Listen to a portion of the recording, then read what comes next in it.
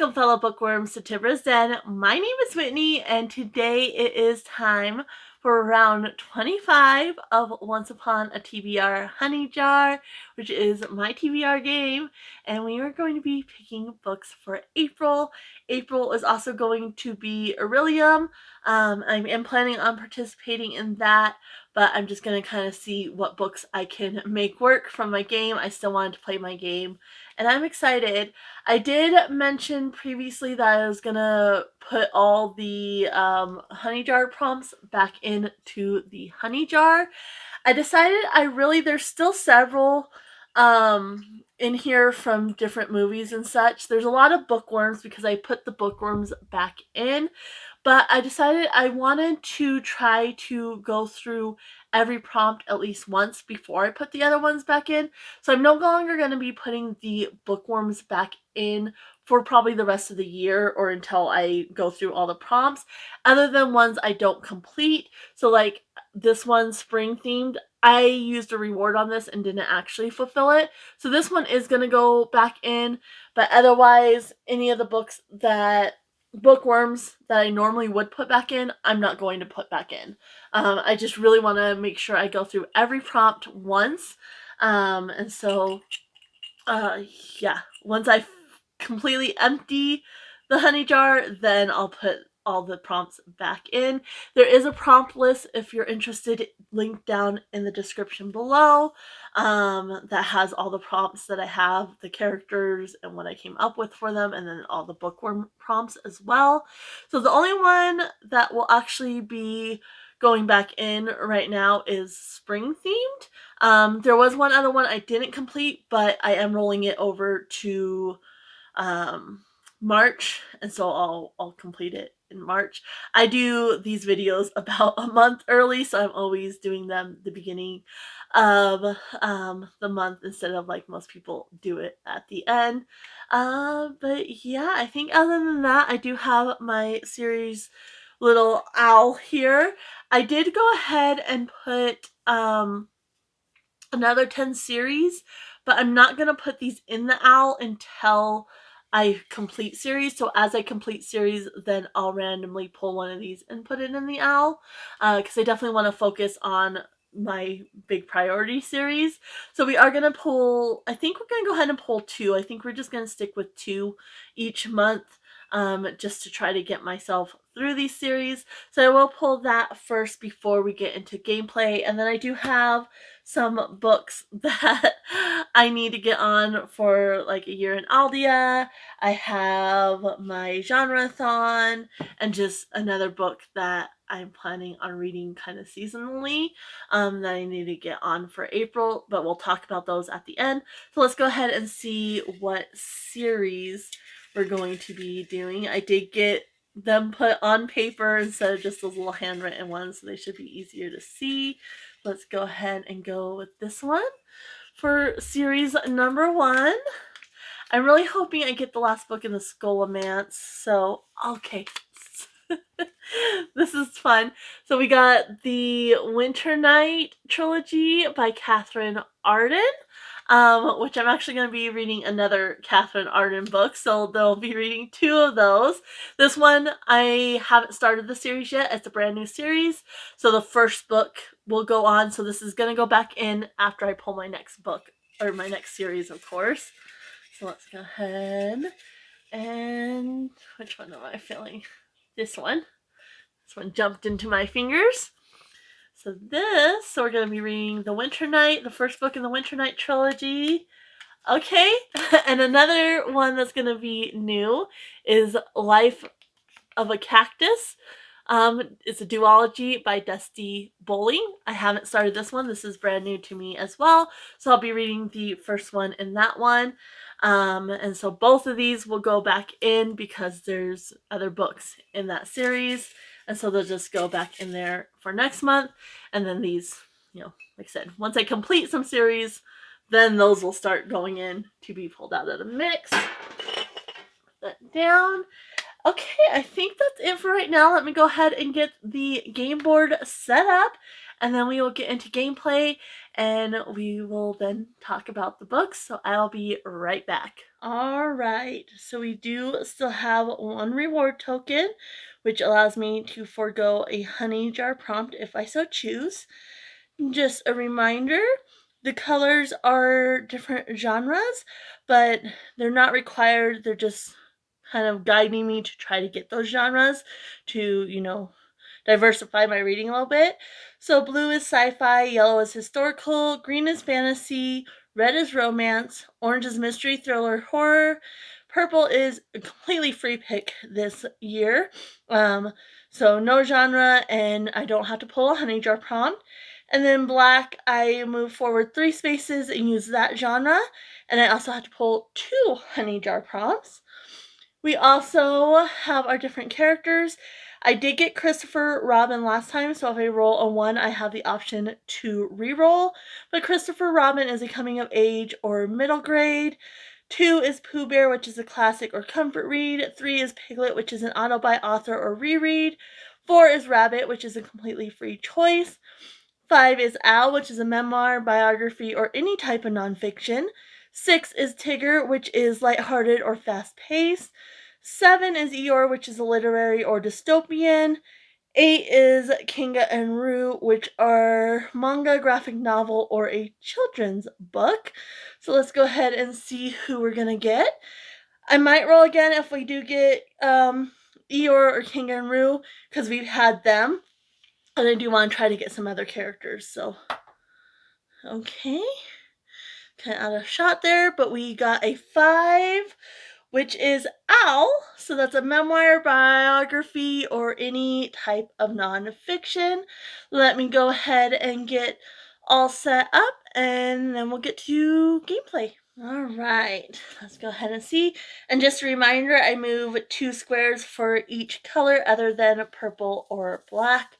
I'm just trying to keep my TBRs a little bit more manageable. And let's see here. Go ahead and pull this one. So we're starting off with red. Get that token out of there. So 1 and 2. So we need to try to get a romance that fulfills the prompt of, let's do this one. Ooh, I like this one. So we have Spirit, and that's the Old West. All right, next. Go with this one. Okay, we have a yellow. So let's see here. That moves us really far. And this is actually a special square. It says any player to next yellow. So we go right here. And that means I do not try to have to get a historical. It can be any genre. Just needs to fulfill the prompt of, let's do this one. Okay, so any genre, it is going to be historical because it's medieval times. Next, do this one. Okay, you have a blue. We're getting all the colors. So 1 and 2. So I need to try to be a sci-fi that fulfills the prompt of, let's do this one. Oh, okay. So a sci-fi that's either set in the 90s or was written in the 90s, I guess. All right. Moving right along here. Let's see. Another blue.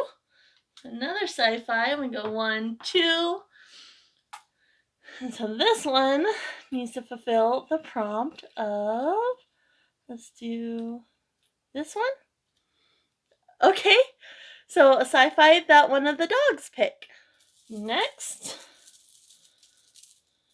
Gonna do this one. Another blue. It's gonna be a blue heavy month. We go 1 and 2, and that says Christopher to the next blue. We're not playing Christopher Robin, so it doesn't count.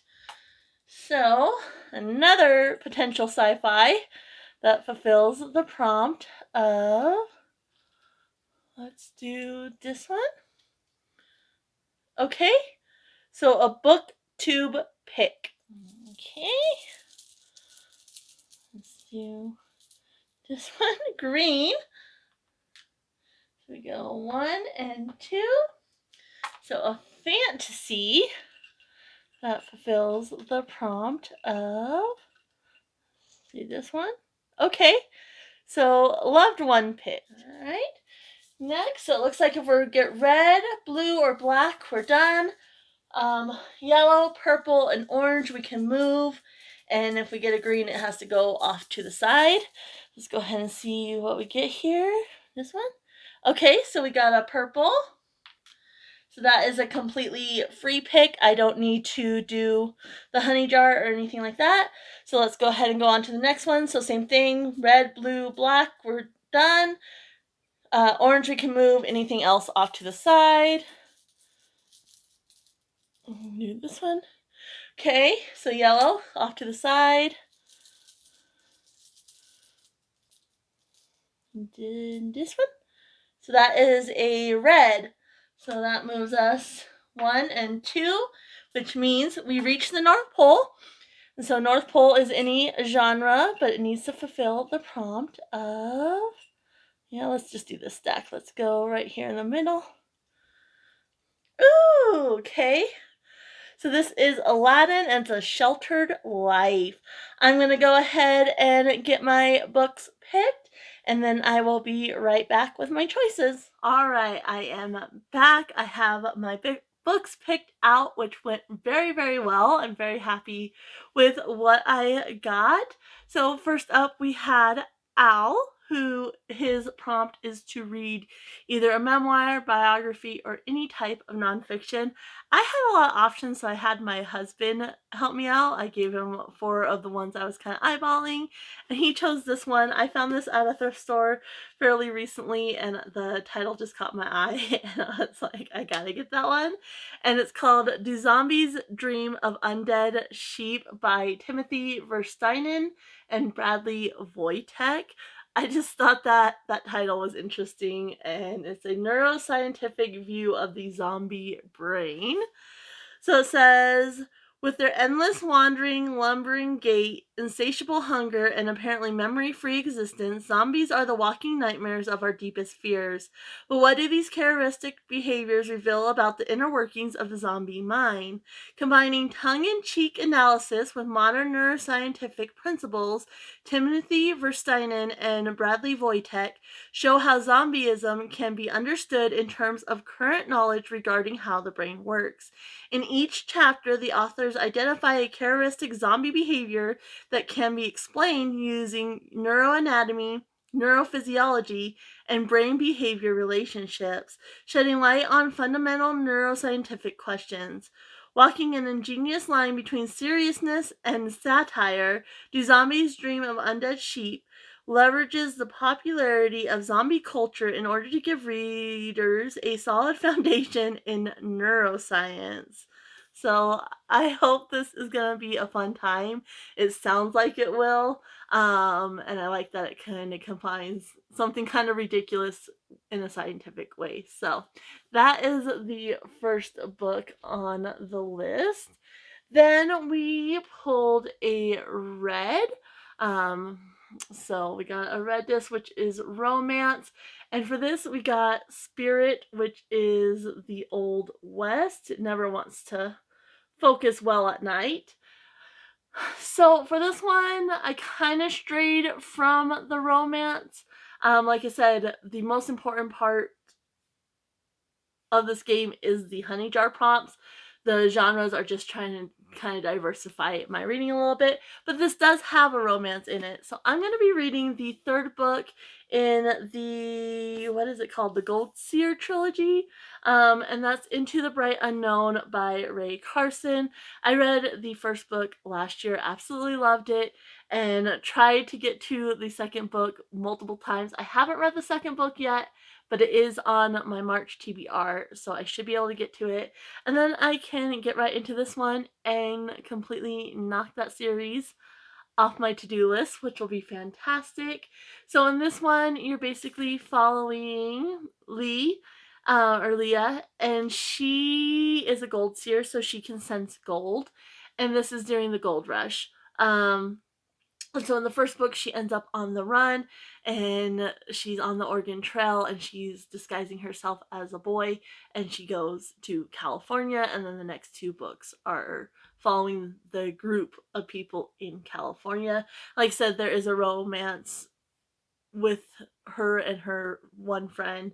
And so I'm excited to finish up this trilogy. Like I said, I still need to read the second book, but now that this one's on there, it will definitely be a high priority to make sure I get it read. So that is book 2. Then we have Yellow, which is typically historical, but this was a special square. It was any player to the next Yellow, which means it can be any genre. And the book I'm actually going with is not historical. So we got Merida, which is medieval times. Doesn't want to focus. So basically, for this one, I'm going to be reading Bloodmarked by Tracy Deonn. I do not have it yet. I read Legendborn in February and really loved it. I didn't love the beginning, but by the end, I was hooked. And so I definitely want to get to the second one. Of course, the third one comes out March 4th or something like that. So the beginning of March. So it'll be good to read the second one in April, and that way I can jump right into the third one as well. And so I don't have that one yet, but basically this series you have Bree, and she goes to an early college education program. And on her first night there, she sees something and somebody tries to take away her memories, which kind of backfires and unlocks a memory regarding her mom's death. So she tries to infiltrate this secret society, which is based around King Arthur and his knights. And they're the Legendborns, they're the descendants of King Arthur and his knights. And she tries to figure out what happens to her mom, and then it just kind of goes from there. The first book definitely kind of left it on a cliffhanger, so I'm excited to read the second book, and I've heard that one also kind of leaves it you hanging and ready for the third one, so I'm glad the third one will already be out, so I can hopefully just get it right away as well. Then we got a blue, which is sci-fi, and we pulled a bookworm, which is the 90s. And so I wasn't sure I'd be able to combine these two, but I actually had the perfect book on my shelf. And this is one that's been on my TBR before and I failed. So I'm going to be reading The Sparrow by Mary Doria Russell. This was published in 1996, so it works perfect for the 90s. And I'm excited to get to this one. And I don't think I mentioned for medieval times, I looked it up, and King Arthur is considered the High King of medieval times, so works perfect. Anyway, in this one, I'm not entirely sure. It doesn't actually have a synopsis, but this little snippet from the Milwaukee Journal Sentinel says, an experience not to be missed. If you have to send a group of people to a newly discovered planet to contact a totally unknown species, whom would you choose? How about 4 Jesuit priests, a young astronomer, a physician, her engineer husband, and a child prostitute turned computer expert? That's who Mary Doria Russell sends in her new novel, The Sparrow. This motley combination of agnostics, true believers, and misfits become the first to explore the Alpha Centauri world of Rakhat with both enlightening and disastrous results. So I'm glad to get it back on a TBR, and hopefully it will actually get read this time. Then we got another blue. We were pulling the blues this time. And this one was 101 Dalmatians, and it was a dog pick, which is actually kind of funny because when I'm filming this, I'm actually doing a week of my pets picking my TBR, and I haven't had a dog pick in so long. And so I wanted to do this weekly vlog of the dogs and the cats picking. And so then when another dog pick popped up, I was like, perfect. And so I chose Anya to choose my book for me, and I gave her 3 options. The first one was Barbarian's Heart by Ruby Dixon. This is the 9th book in the Ice Planet Barbarian series, and that's the point I'm up to. I also gave her Sleeping Giants by Sylvain Neuvel. And yeah, this was another one I picked it up as an extra book because I have been interested in it.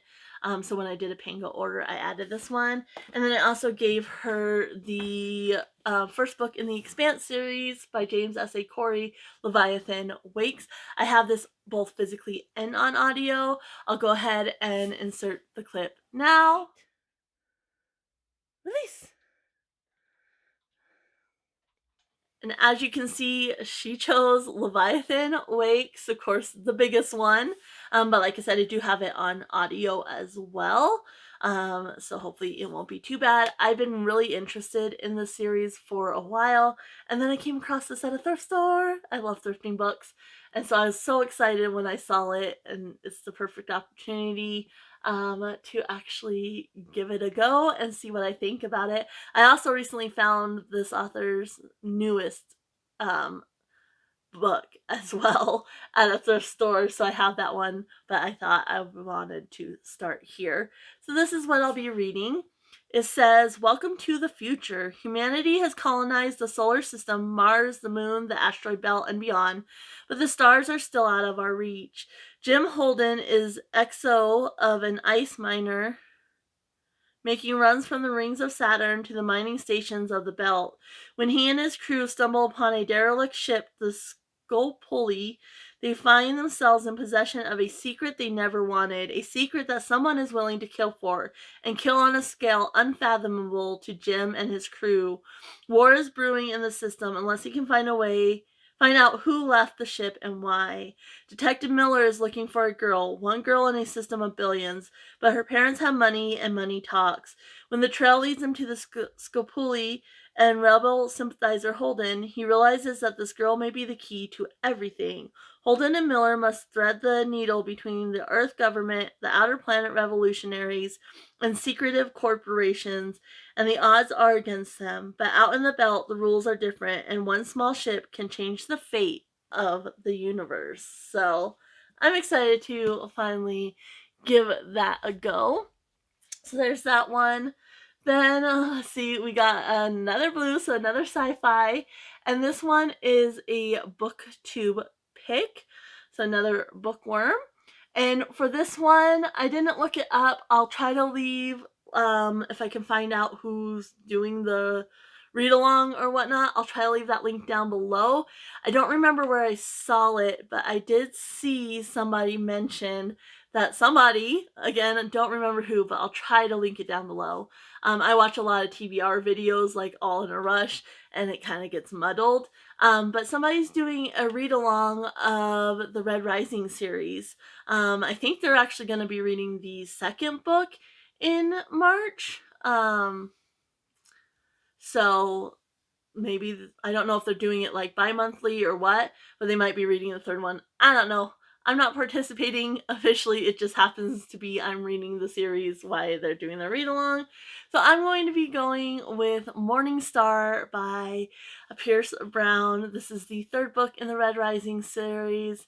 And basically in this series you have Darrow, and he is born a red, which they're like bottom of the barrel, and they're miners on Mars.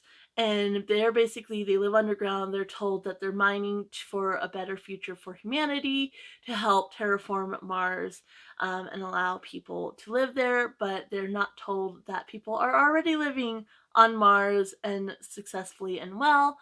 And so Darrow gets kind of enlisted by a rebel group and to infiltrate the golds. And so, like I said, Morning Star is the third book in that series. I just read the second book in February, really enjoyed it. So I'm excited to continue on. Then we got a green, which is a fantasy. And for this one, we got another bookworm, and it was a loved one pick. And for this one, I had my husband come in, and I was like, I just need a fantasy. I have so many books. So I was showing him books like I kind of need to get to. And so he picked the first one, and he knows I need to read it. I'm excited about it. I read the first one in February and absolutely loved it. I basically gave him this one and then the next Throne of Glass book I need to read, and he said this one. So I'm going to be reading The Archive of the Forgotten by A.J. Hackwith. This is the second book in the Hell's Library series, and this is actually my pick for April for my Aldea pick, my Year in Aldea pick. And it was W in the title. I'm going that route. I think the prompt was you need to find a winter cloak, and so an author with W in their name. I said title. I meant name. A W in their name, and of course Hackwith has a W, so this is perfect. I'm excited to continue this series. Like, I was so, like, as soon as I finished reading it, I was like, I need more. It didn't quite hit 5 stars for me just because there's a lot of POVs and it's not very smooth. Like, you can't fully immerse yourself, but I absolutely loved it otherwise, and so I'm excited to see where we go from here. So basically, in this series, you have Claire, who's the librarian for the unwritten wing of hell, and all the unwritten books go to this library.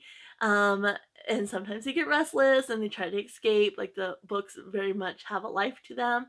And so in the first one, Claire ends up having to go and track down this book that has escaped along with some friends, but she gets accosted by an angel who thinks she's looking for this book, the Codex, and so they end up going on this quest trying to find the Codex before the angels do, and then this is gonna keep following the events from there. And I am so excited to continue the series. I also got the third one. I actually got these from Pango, from Free at 4 Paws in a Book, who I of course follow on here and watch her videos. And so I was like, sweet, I can get some of these books. So I'm really, really excited to continue the series. Like I said, I loved the first one. It had everything I wanted. So there's that. Then we pulled a purple, which is a completely free pick this year. I don't need to pull a Hunny Jar prompt. There's no genre attached. So for this one, I'm inserting my genre-a-thon book, which for April, the theme is just Easter. When I think April, I think Easter. I know it's not always in April, but that's what I think of. And for this one, the prompt is to either read from a book that has a different culture or religion to your own, or a Christian book. And I'm going to go with Life of Pi. There's no the, just Life of Pi by Yann Martel. And this one, it says, Pi Patel, a God-loving boy and the son of a zookeeper, has a fervent love of stories and practices not only to his native Hinduism, but also Christianity and Islam. When Pi is 16, his family and their zoo animals immigrate from India to North America aboard a Japanese cargo ship. Alas, the ship sinks and Pi finds himself in a lifeboat. His only companions, a hyena, an orangutan, a wounded zebra, and 450-pound Bengal tiger. Soon the tiger has dispatched all but Pi. Can Pi and the tiger find their way to land? Can Pi's fear, knowledge, and cunning keep him alive until they do? So obviously you do have Christianity, but you also have Hinduism and Islam. And he's obviously a different culture to my own. So I'm excited to read this one. Then we pulled a yellow but didn't have anywhere to move, so that's just an unusable disc. So we'll come back to that. That was the only one though. And then we got a red, which brought us to the North Pole, which means, again, it does not need to be a romance. And with this, we got Aladdin, which is Sheltered Life. I know it's not focusing. I'm so sorry. When I film when it's at night and the light's not good, it just won't focus very well. So basically, this is the one I'm kind of tweaking. I'm going to be going with In the Weeds by B.K. Borison, which is book 2 of the Love Light Farm series. I'm going to try to read one of these each season. And so I really wanted to get this one on, and the reason I'm saying it works for Sheltered Life, not necessarily that either one of these characters love to shelter life, but our main character is a farmer in a small town, and generally when you think small town, you think sheltered. So that's how I'm kind of tweaking it to fit this prompt. And it says, Evelyn St. James isn't the kind of woman you forget, Beckett Porter certainly has it. One incredible weekend in Maine, and he's officially a man distracted. He's not unfamiliar with hot and heavy flings, but Evie wove some sort of magic over him during their tumble in the sheets. He can't stop thinking about her laugh, her hand pressed flat against his chest, her smiling mouth at his neck. So when she suddenly appears on his farm as part of a social media contest, he is confused. He had no idea that the sweet and sexy woman he met at a bar is actually a global phenomenon. And so that kind of fits for the shelter. Like, you would think somebody who's very much in the public eye, he would know who it is, but he doesn't. When Evie disappears again, Beckett resolves to finally move on.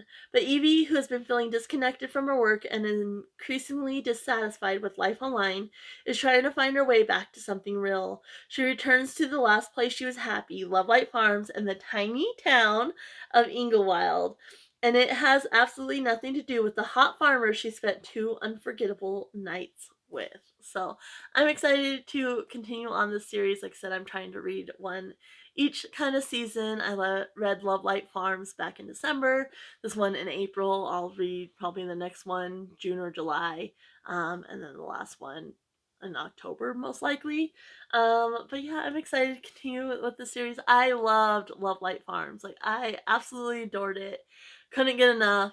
And I love each of the characters that are going to be in the other books. So I'm beyond excited to continue this series. So I think that is everything. I got some, one priority series, and I'm continuing some other series as well. I didn't get any of my priority books. So I'm probably not going to worry about that right now because I did pull 2 for March. And so the stack's not as big. But if I have time, I will definitely try to get to them. So yeah, pretty manageable TBR. I forgot the unused disc though. I almost forgot because I don't have the book. So we had one unused disc. And so for this one, I'm going to be going with my family book club pick, which is Small Spaces by Katherine Arden. And I forgot my polls as well, my series polls, so I need to add those on as well. I already forgot those. But yeah, I'm going to be reading Small Spaces by Katherine Arden with my family, and this is book 1 in that series.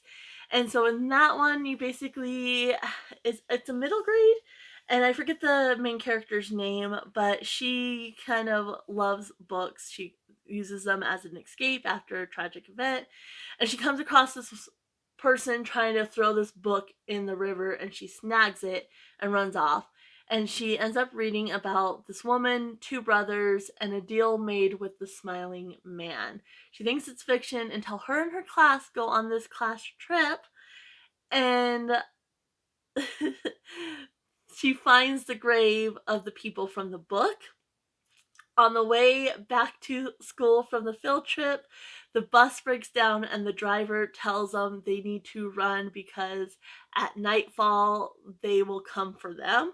And only the main character and 2 of her classmates listen, and he tells them avoid large areas, like large wide open areas, and stick to small spaces.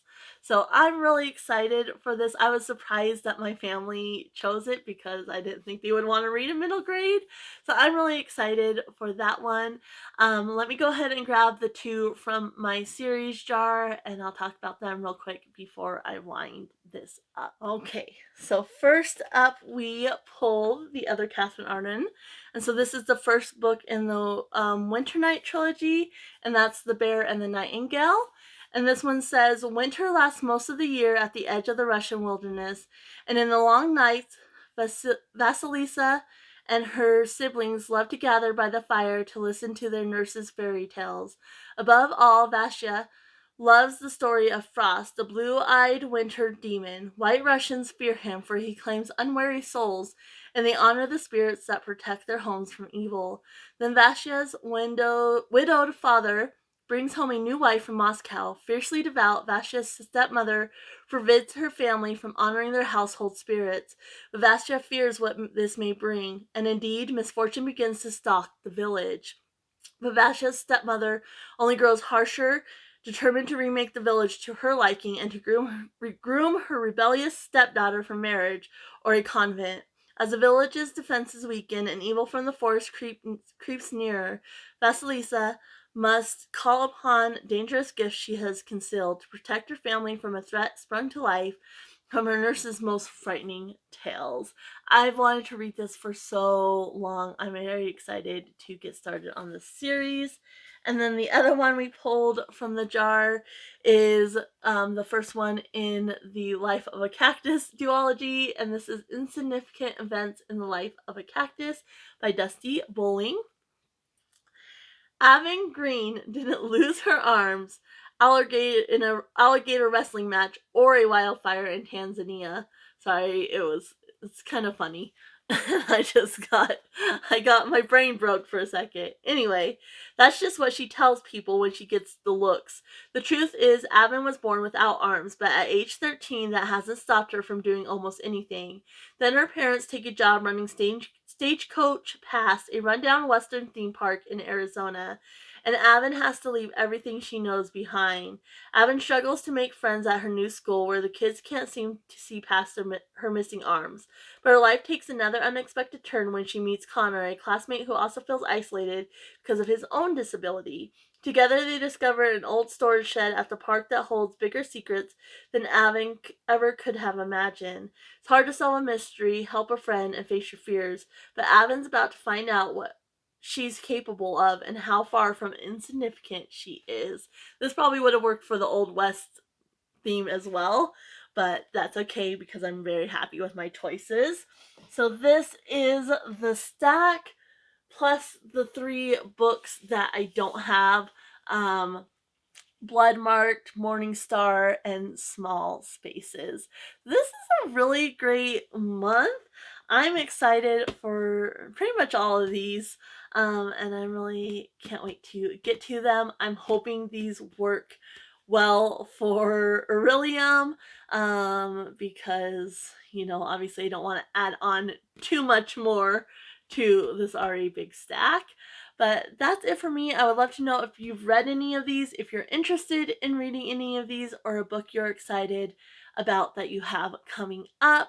If you don't know what to comment and you just want to help support the channel by commenting and let me know you're here, you can always leave a rabbit or any type of animal emoji down in the comments below. I'm going to go ahead and leave you guys here. Happy reading, everyone. Bye.